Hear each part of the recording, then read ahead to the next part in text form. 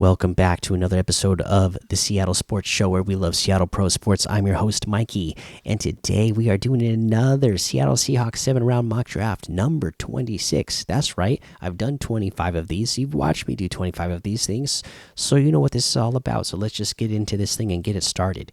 You know that we're experimenting at taking different players at pick 16, making different trades out of 16, and then taking different players at whatever picks that we end up with.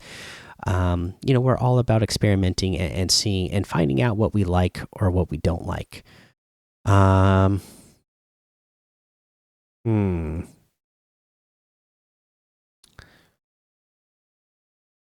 Well, just looking at what's available: Jared Verse, Quinion Mitchell, Troy Fatanu, Newton, Murphy, Powers Johnson, Chop Robinson. All those players are still available. Hmm. I want to experiment with getting more players in that second and third round range, though, because I think we want more players in those range that can make an impact.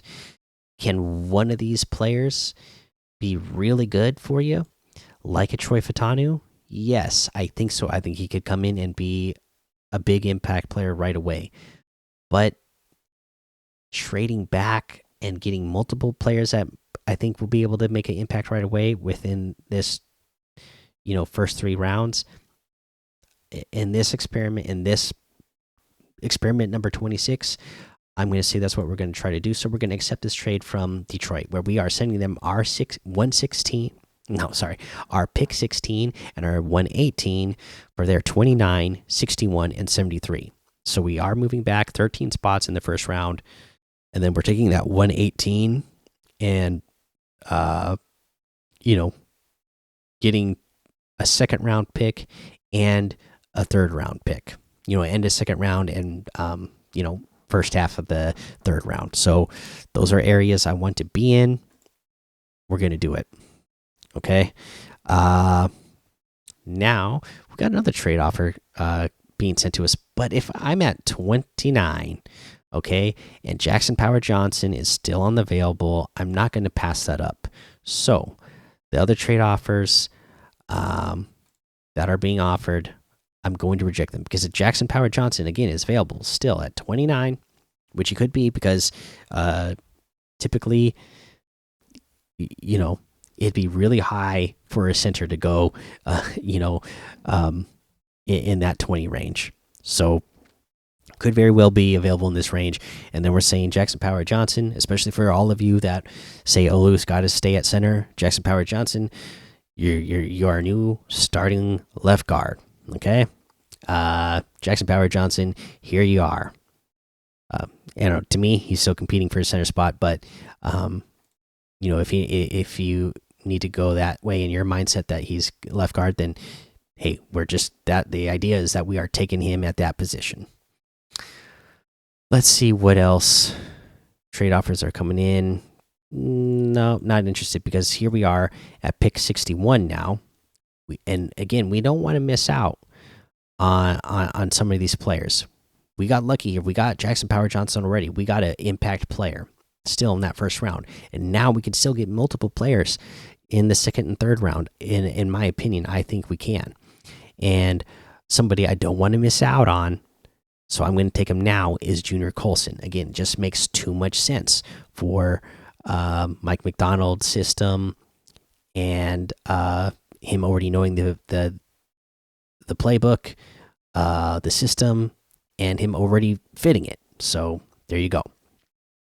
Again, because we made those trades, and here we are still having a pick at 73.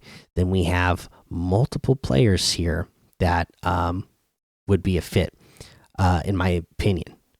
Peyton Wilson, Braden Fisk, Marshawn Nealon, Christian Mahogany. Cole Bishop is still good here as well. Again, for those of you out there that really like receiver, Jalen McMillan is still available here.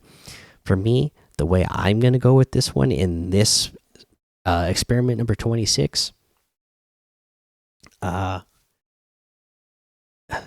let's go ahead and let's go with Marshawn Nealon here, the edge out of Western Michigan. We know the Seahawks have already met with him and like him. I've liked what I've seen on tape. So, I think that's a good choice. Now here we are at pick 81. Still got quite a few players that we like available to us. Let me look at these trade offers again. So we got definitely not that one, but Houston wants to trade 81 R81 and 2025 fourth round pick for their pick 86 and 123.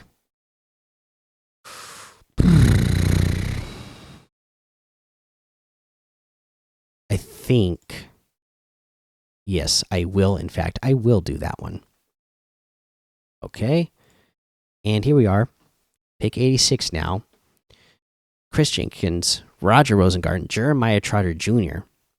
all still available. And McKinley Jackson as well. Kalen Bullock. A handful of players that I like in this range that are still available at pick 86 here. Again, I think this is again the benefit of trading back. Again,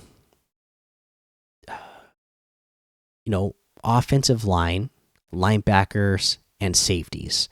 We have a lot of players at those positions that are either on 1-year deals, so they're going away very soon, or a handful of them that are on 2-year deals.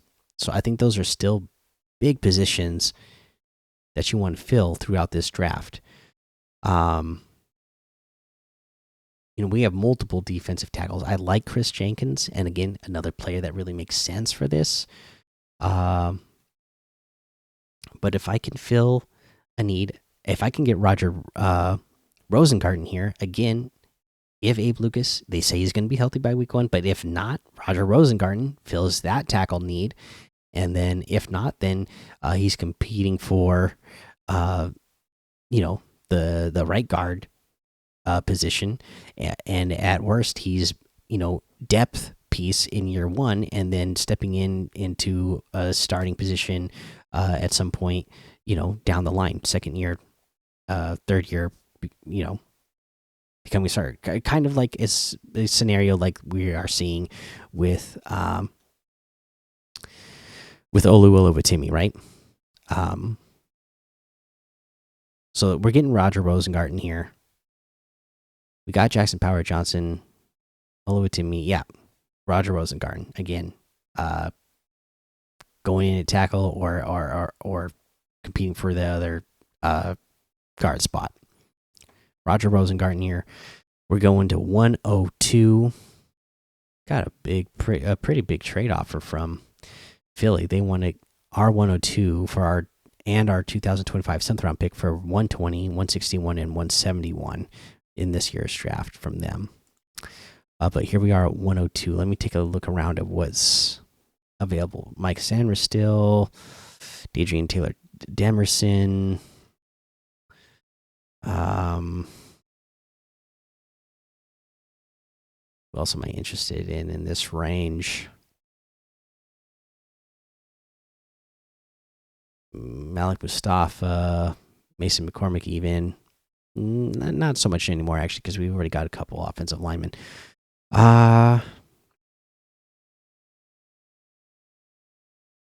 Yeah, well, you know what? I don't want to miss out on Malik Mustafa getting, again, a safety, big, strong, can hit hard, can blitz. Like Mike McDonald said, it's important. Everybody on his team needs to be able to blitz. He can definitely do that. Let's get Malik Mustafa here at 102. Then our next pick is coming in at 123. And okay, we've gotten Junior Colson so far. But again, everybody else, 1-year deals, right? So we kind of need to fill out some more of that linebacker room with some young guys, cheap guys that are on longer deals that have potential. And if we're at 123, and I don't want to miss out on this guy, Tyrese Knight, a linebacker out of UTEP, is still available. So I'm going to take Tyrese Knight here. All right, and then our next pick is coming in at pick 179. And at 179, I am looking at let's see here, a handful of players here available. Okay, so now we got Powers Johnson, we got Rosengarten, we got Knight, we got Colson, we got Mustafa. Okay, what else around here would we like then?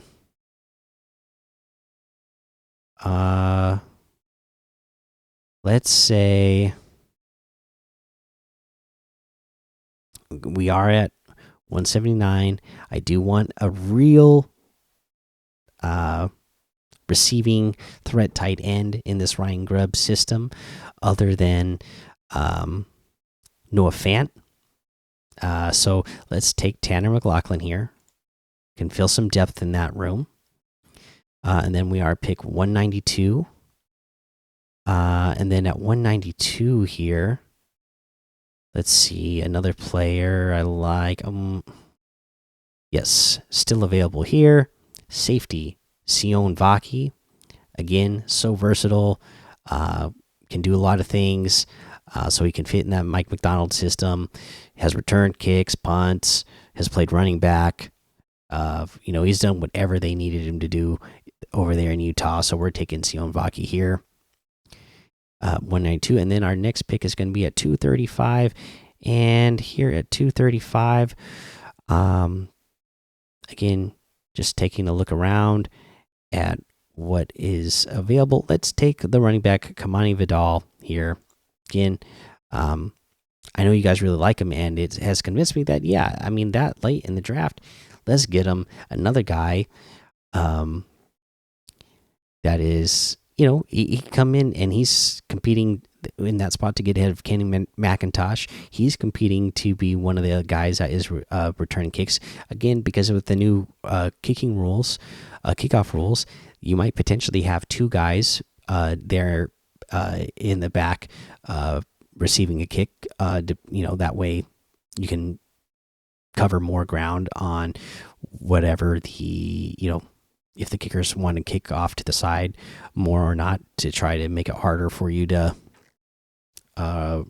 actually get some returns there, because the returner has to spend more time getting over to catch the ball. If you put two back there, then that eliminates that. So he's competing for that position as well. All right, now let's get into the overview of what we ended up doing here. Jackson Power Johnson, we got at pick 29, training back. So looked out for us there. Again, you're not overdrafting or overpaying for that position there. Again, because he's moved up so much, but centers generally, yeah, they're not drafted that high. So if you are getting him and you're moving him a guard, you're saying, hey, now you're getting good value for that pick. Especially at the range you're getting him in that range. So you'd be very happy with that. At pick 61, we got Junior Colson. Again, just makes so much sense. 73 edge out of Western Michigan, Marshawn Newland. Really like to see what I've seen on tape. Can really get in the backfield. Has multiple moves to get back there. Can come in and make an impact again in that Mike McDonald system right away. We got at 86 through the trades as well. We got Roger Rosengarten, again, can make an impact on the offensive line right away as well. Again, that's why I like making these trades. The Seahawks, the idea of them making trades, I like, just because you get a lot of impact players in this year's draft throughout this range. Okay, and then I do like Malik Mustafa at 102. Again, just the abilities he has, I think fits what Mike McDonald wants. Tyrese Knight at pick 123, same deal. I think can really thrive in a Mike McDonald system. Tanner McLaughlin, you're receiving tight end and depth. Sion Vaki, safety depth and special teams. Kamani Vidal, running back depth, and special teams potential. So a lot of stuff in there. Let me know what you thought of this one. Give me those grades: A, B, C, D, F. Yeah, and we're gonna keep continuing to do these things. Keep giving me those grades. Keep subscribing. We're at 165 now, so the channel is just continuing to grow. If you're watching this right now, please hit subscribe. Leave those comments. If you're listening on a podcast version, please go ahead and hit follow, hit subscribe, put a 5-star rating and a written review, because that all helps the show grow as well. And thanks for listening to the Seattle Sports Show, where we watch legends awaken. So take cover, because with a sea of sound, you will see us rise to reign supreme and win forever.